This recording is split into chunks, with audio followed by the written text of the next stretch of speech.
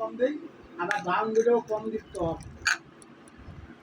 Milky তো আটানা করে কম দিই, আর এরপরে কি কত কম দিই মানে,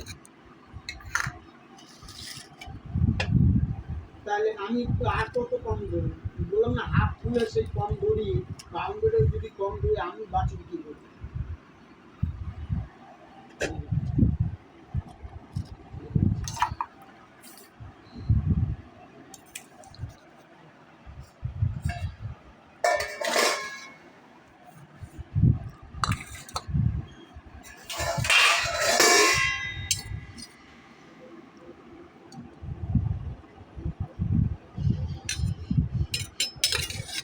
লেয়ারগুলো এসে যাচ্ছে, মাথায় ব্যথা নেই।